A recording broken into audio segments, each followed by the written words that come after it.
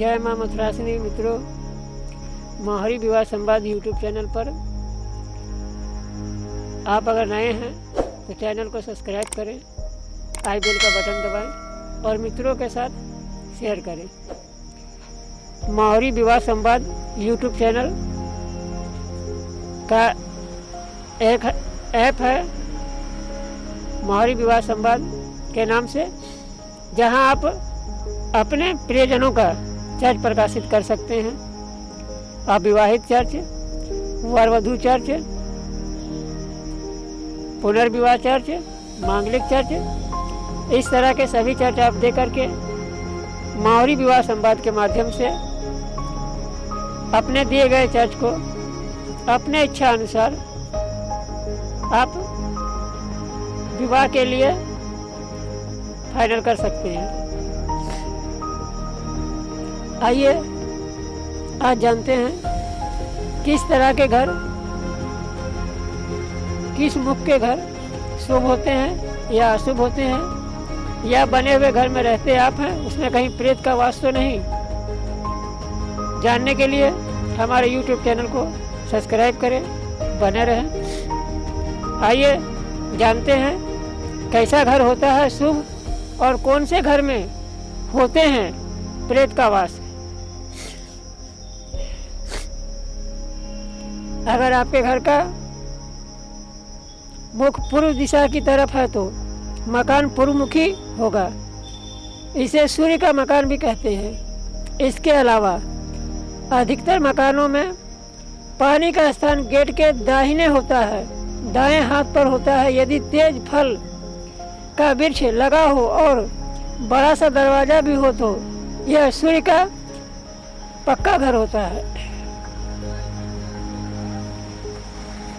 हर घर की बनावट अलग अलग होती है, दिशा भी अलग अलग होती है। हर घर में सामान भी अलग अलग तरीके से रखे होते हैं वास्तु के अनुसार।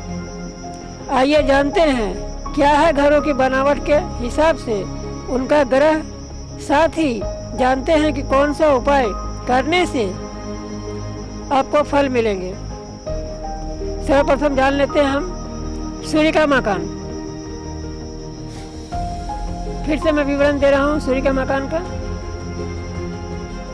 अगर आपके घर का मुख पूर्व दिशा की तरफ है तो आपका मकान पूर्वमुखी कहलाएगा। इसे सूर्य का मकान भी कहते हैं। इसके अलावा अधिकतर मकानों में पानी का स्थान गेट के दाहिने होता है।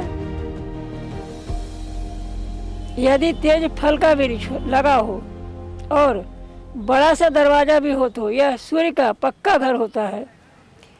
यदि हवा से ज़्यादा प्रकाश है तो ज़्यादा प्रकाश भी जिंदगी में अंधेरे ला देते हैं। इस मकान के अंदर वास्तु ठीक होना जरूरी है, तभी यह फल देगा।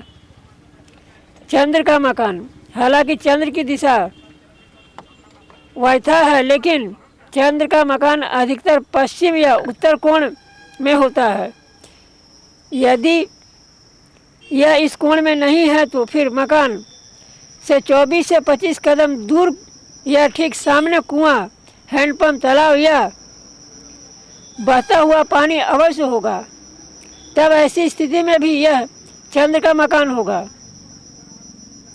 यदि घर के आसपास दूध वाले वृक्ष अधिक हैं तो भी यह चंद्र का मकान होगा। लेकिन यदि इस मकान के आसपास शनि से संबंधित पेड़ पौधे हैं तो यह चंद्र शनि के युक्त मकान होगा, जो कि हानिकारक है। मंगल का मकान, मंगल ग्रह की दिशा दक्षिण है। यदि आपकी कुंडली में मंगल बंद है तो आपको यह मकान नसीब होगा। यदि मकान दक्षिण मुखी है तो नीम का पेड़ तय करेगी कि मंगल शुभ असर देगा या नहीं। नीम के पेड़ से दक्षिण दिशा का बुरा असर वैसे कम होता है, लेकिन इसकी कोई गारंटी नहीं है कि फलदायी हो या ना हो। बुध का मकान,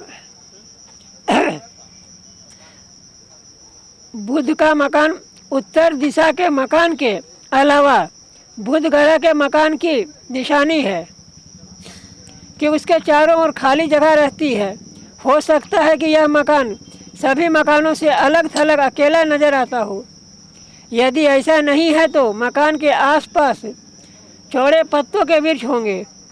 यदि गुरु और चंद्र के वृक्ष के साथ मकान हुआ तो वह घर बुध की दुश्मन का घर होगा, अर्थात नौकरी और व्यवसाय के लिए हानिकारक है। बृहस्पति का मकान, बृहस्पति अर्थात गुरु का मकान बहुत ही सुहाना होता है। ऐसे मकान में सुहानी हवा के रास्ते होते हैं। अक्सर ऐसे घरों के सामने पीपल का वृक्ष या धर्मस्थल जरूर होता है। इसका दरवाज़ा ईशान या उत्तर में होता है। यहाँ कभी भी घटना या दुर्घटना नहीं होती, दिमाग शांत रहता है और ऐसे घरों के सदस्य का मान सम्मान बढ़ता रहता है। लेकिन शर्त यह है कि गुरु ग्रह के दुश्मन ग्रहों के संबंधित वृक्ष घर के आसपास नहीं होने चाहिए। शुक्र का मकान, वैसे शुक्र आग्नेय कोण का स्वामी है, लेकिन इसके अलावा घर में किसी एक जगह पर कच्चा स्थान छोड़ा रखा होना चाहिए तो समझो वह शुक्र का असर होगा। यदि पूरे घर में ही फर्श नहीं लगा है तो शुक्र का घर माना जाएगा। घर के आसपास कपास, मनी प्लांट या ज़मीन पर आगे बढ़ने वाली लेटी हुई कोई भी बेल है तो यह शुक्र का पक्का घर है। शुक्र और चंद्र की दिशा एक समान है। अक्सर गांवों में इस तरह के मकान होते हैं। शनि का मकान, पश्चिम दिशा के द्वार के अलावा घर किसी भी दिशा में है और उसमें तलघर है तो यह शनि के असर वाला मकान होता है। यदि तलघर नहीं है तो कीकर, आम और खजूर के वृक्ष हैं तो यह शनि का मकान होगा। तीनों हैं तो पक्के रूप में इस मकान पर शनि का असर होगा। पीछे की दीवार कच्ची होती है। यदि वह दीवार गिर जाए तो शनि के खराब होने की निशानी। राहु का मकान, नेत्रीय कोण राहु का कोण है। शौचालय में राहु का स्थान होता है। इसके अलावा राहु का मकान भीतर से भयानक असहाय वाला होता है। यदि राहु का अच्छा असर है तो यह खानदानी और धनपति का मकान होता है और यदि राहु का असर खराब है तो यह भूतों का मकान होता है। कई दिनों से खाली पड़ा डरावना सा मकान भी राहु के असर वाला होगा। इस घर के आसपास कैक्टस, बबूल का पेड़ या कांटेदार झाड़ियां हैं तो हो यह राहु का ही मकान होगा। ऐसे मकान में हत्या या आत्महत्या हो सकती है। यदि आपका घर ऐसा है तो आपके रिश्तेदार आपके यहाँ कम से कम आते ही होंगे। केतु का मकान, केतु का मकान अच्छी भी हो सकती है और बुरी भी।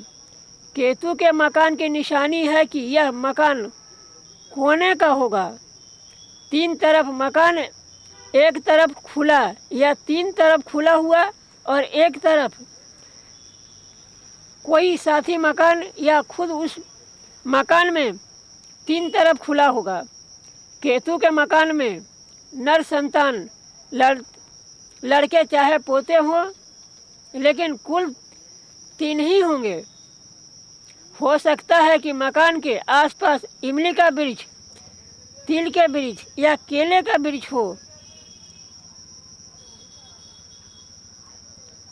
इस मकान में बच्चों से संबंधित खिड़कियां, दरवाजे, बुरी हवा, अचानक धोखा होने का खतरा होता है। अब मित्रों मिलते हैं नेक्स्ट वीडियो में। तब तक के लिए जय माता दी। आप हमारे दूसरे चैनल गरुड़ पुराण, आध्यात्मिक कहानियाँ चाणक्य नीति, विदुर नीति, इस तरह की कहानियाँ अगर आप जानना चाहते हैं, चाणक्य जी क्या बोले हैं, विदुर जी क्या बोलते हैं जीवन के बारे में, या गरुड़ पुराण या श्रीमद् भागवत हमारे जीवन में किस तरह सहयोग करते हैं, अगर इस तरह के वीडियो देखना पसंद करते हैं तो डिस्क्रिप्शन में लिंक दिया हुआ है, वहाँ पर जाएं, चैनल को सब्सक्राइब करें और ज्ञानवर्धक कहानियाँ, अदृश्य कहानियाँ, इनविजिबल कहानियाँ, चैनल को सब्सक्राइब करें। फिर मिलते हैं दोस्तों नेक्स्ट वीडियो में, तब तक जय माता दी।